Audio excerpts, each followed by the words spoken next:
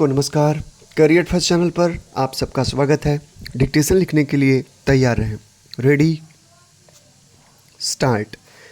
कल आपके सामने यह भी सवाल उठाया गया था कि हमारे देश में अनाज की कमी है, इसलिए दूसरे मुल्कों से अनाज मंगाया जाना चाहिए। यह बड़े खेद की बात है कि कृषि प्रधान देश होते हुए भी हमें दूसरे देशों से अनाज मंगाना पड़े। मेरे विचार में यह बात सही नहीं है, इसलिए मैं इस प्रस्ताव का विरोध करना चाहता हूँ, क्योंकि मैं नहीं समझता हूँ कि इस देश में कोई ऐसे व्यक्ति हों जो बिना काम किए ही दूसरों की बराबरी कर सकें। यह ठीक है कि हमें कमज़ोर लोगों को प्रोत्साहन देना चाहिए, लेकिन प्रोत्साहन देने का मतलब यह नहीं है कि चतुर लोग गरीबों को दबा कर रखें। हमने संविधान में यह कहा है कि हर एक व्यक्ति को बराबरी का मौका दिया जाएगा। बराबरी का मतलब यह नहीं कि एक आदमी को दूसरे से 20 गुना वेतन मिले। बहुत से माननीय सदस्यों ने कहा कि विदेशों के लोग देश को आगे बढ़ाने के लिए बहुत प्रयत्न करते हैं, इसलिए हमको भी यह सोचना चाहिए कि हम देश को आगे बढ़ाने का प्रयत्न करें।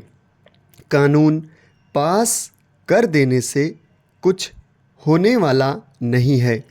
इससे आप इंसान को ईमानदार नहीं बना सकते हैं।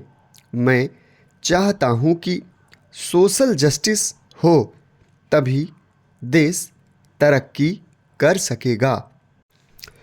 देश को सफल बनाने के लिए पंचवर्षीय योजनाओं की आवश्यकता है और उनको सफल बनाने के लिए यह ज़रूरी है कि हमारी योजनाओं में मालिक मजदूर दोनों का सहयोग हो।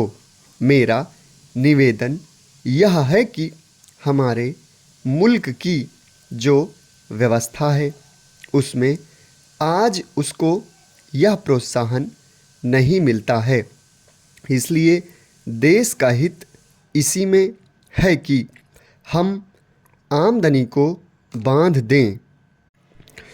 आप देखेंगे कि तेल उद्योग प्राइवेट सेक्टर में है।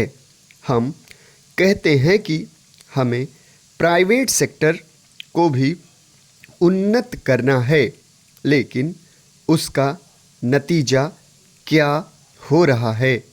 हमारे देश के कारखाने विदेशों से आने वाले तेल को साफ करने के लिए भी तैयार नहीं होते।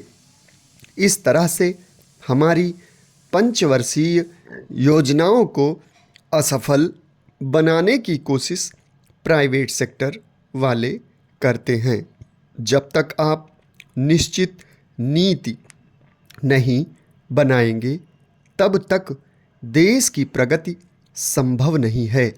इसलिए आपको चाहिए कि प्राइवेट सेक्टर का राष्ट्रीयकरण करें। इससे बहुत बड़ी राशि देश के विकास के कार्यों पर लगाई जा सकती है और प्राइवेट सेक्टर की मुनाफाखोरी से पैदा होने वाला काला धन भी कम हो सकता है। इसका मतलब यह नहीं है कि मैं देश की प्रगति में विश्वास नहीं करता हूँ। यहाँ पर बहुत से सम्माननीय सदस्यों ने यह कहा है कि वे देहात से आते हैं। समाप्त। धन्यवाद।